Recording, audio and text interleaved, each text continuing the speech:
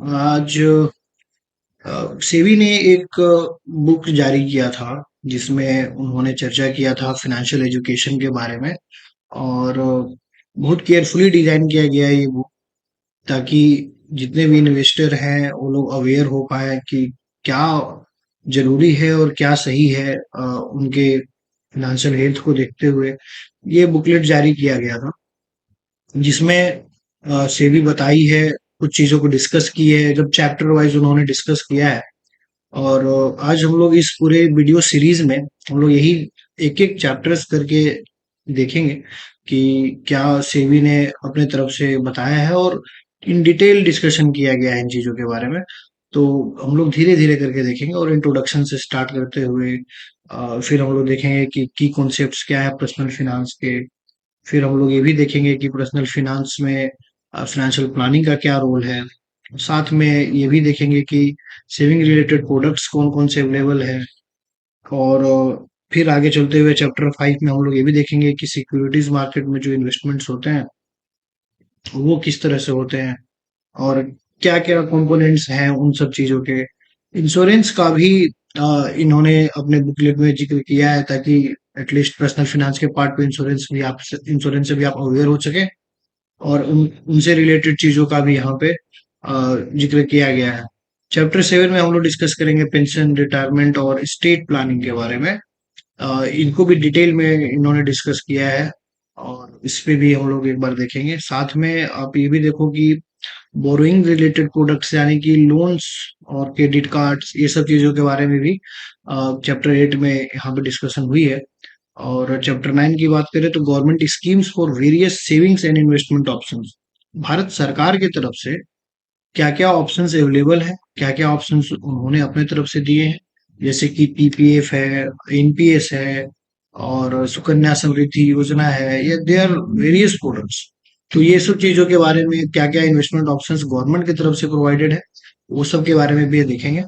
साथ में चैप्टर 10 में टैक्सेशन के बारे में भी यहाँ पे बताई है।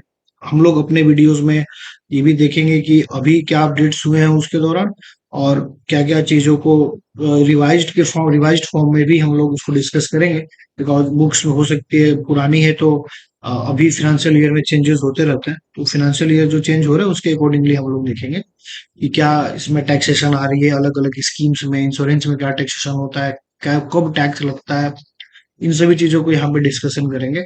चैप्टर 11 में अगर आप देखें तो यहाँ पे बताया गया है कि आप किस तरह से गलत तरीके से बचे, गलत इन्वेस्टमेंट से बचे।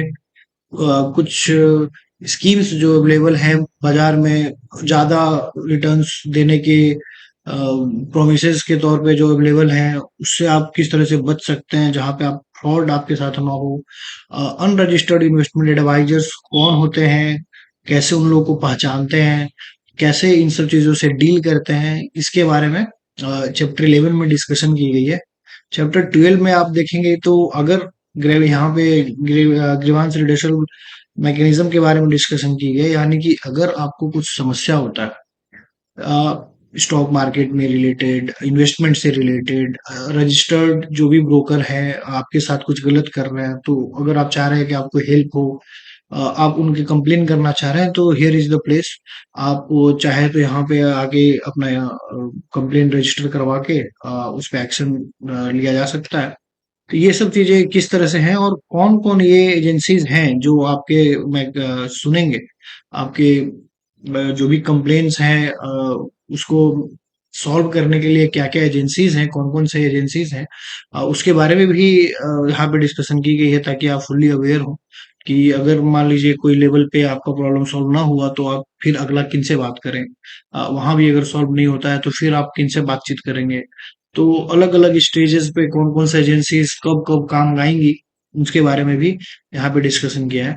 और लास्ट में सेबी ने अपने बारे में भी बताया है कि हम कौन है, और क्या हम उनका खुद का काम है, क्या खुद का दायित्व है। इन सभी चीजों के बारे में सेबी खुद से भी अपने चैप्टर 14 में डिस्कशन की है।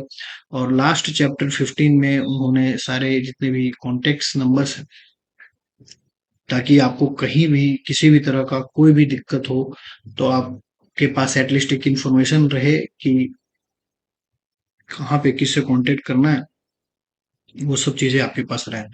तो बेसिकली ये चैप्टर्स इस तरह से है, डिस्कशन की गई है सारे, जितने भी प्रॉब्लम्स हैं आप यहाँ पे धीरे धीरे धीरे धीरे करके सारे के सॉल्यूशंस आप ले सकते हैं। तो आप बस बने रहिए इस सीरीज के साथ, और एक एक करके हम लोग से भी डिस्कशन करेंगे। चलिए, thank you so much for watching this video. हम लोग मिलते हैं नेक्स्ट वीडियो में, जहाँ पे डिस्कशन करेंगे चैप्टर 1, जहाँ पे इंट्रोडक्शन है इस पूरे बुकलेट का। Thank you so much.